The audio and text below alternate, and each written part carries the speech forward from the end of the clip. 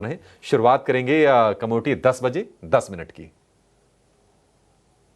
Market से शुरुआत करते हैं। एग्री मार्केट की खबरें देख लेते हैं कल, क्योंकि हमने काफी गिरावट देखी थी मसालों में, सारे मसाले कमजोर थे और जीरा कल करीब 2.5 से पौने 3% की गिरावट देखी थी। वो गिरावट आज भी कंटिन्यू हो रही है, आज भी 1% से ज्यादा की गिरावट है।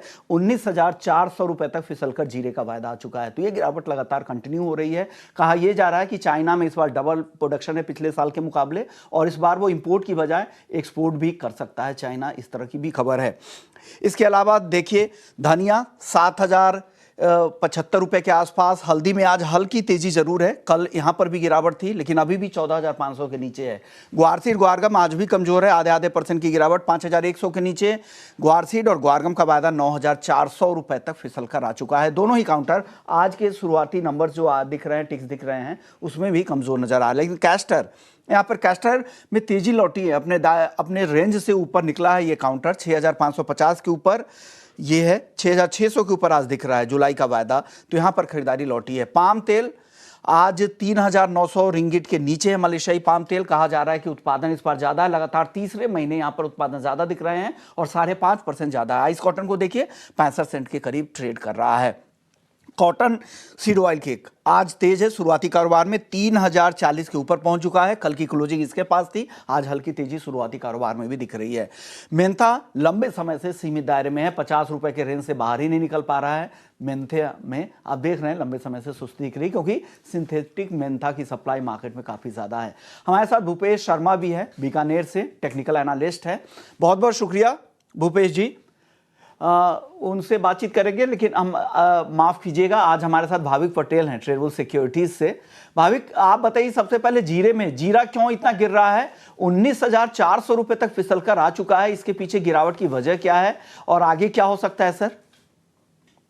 Good morning Vishwamat ji. Good morning sir. देखिए, आपने जैसे बताया कि एक तो चाइना, जो पहले भी हम देख रहे थे कि एक्सपोर्ट उसके काफ़ी चाइना को कर रहे थे, और इस बार जो ट्रेड डील हुई थी उसके बाद भी एक्सपेक्टेशन की शायद चाइना से ट्रेड डील हो सकती है। बट अभी जिस हिसाब से आप बता रहे हैं कि चाइना के जो नंबर्स आ रहे हैं वो काफ़ी स्ट्रांग है, और इनफैक्ट वो एक्सपोर्ट कर सकता है इम्पोर्ट के बदले, जिसकी वजह से हमें यहाँ पे अगर दिखे तो डोमेस्टिक प्राइस में काफ़ी सेलिंग प्रेशर दिख रहे हैं, क्योंकि ऑलरेडी डोमेस्टिक डिमांड कम है, एक्सपोर्ट की जो डिमांड है वो काफ़ी कम है। इनफैक्ट जो कोट्स भी आ रहे हैं वो कम ही आ रहे हैं, और अगर उसके बाद भी अगर चाइना में एक्सपोर्ट नहीं कर पाएंगे तो आई थिंक यहाँ पे थोड़ा स्टॉक जो है वो ज़्यादा रहेगा।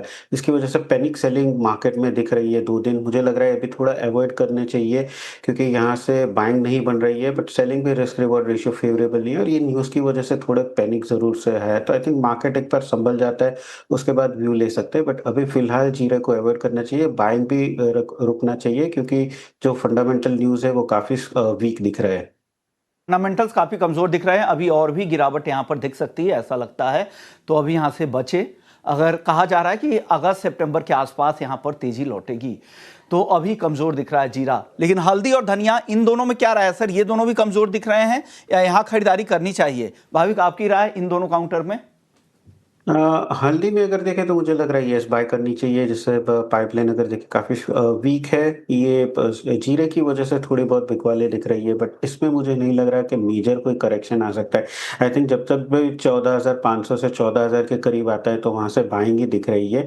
तो यहाँ पे भी कंटिन्यू कर सकते हैं, आज के दिन भी बाइंग कर सकते हैं 15,200 के टारगेट के लिए, और 14,400 का स्टॉप लॉस से। धनिया की बात करें तो धनिया में अभी भी देखिए अराइवल जो है वो काफ़ी स्ट्रॉन्ग है। यहाँ पे डिमांड अगर देखें तो डिमांड भी नहीं है, तो इसमें भी मुझे अभी तेज़ी नहीं लग रही है।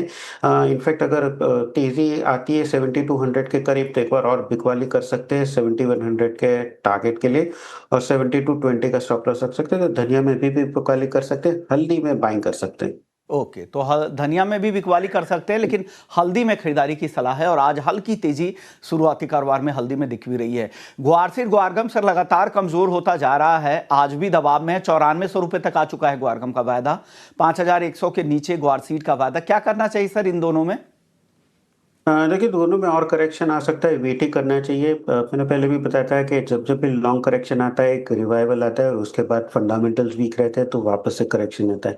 अभी अगर देखें तो गम का जो एक्सपोर्ट है वो स्ट्रॉन्ग नहीं है। इनफैक्ट यूएस के अगर हम देखें ऑयल ड्रिलिंग्स है तो वो काफ़ी कम हो रहा है, जिसकी वजह से आगे जाके भी नहीं लग रहा है कि एक्सपोर्ट की डिमांड आएगी।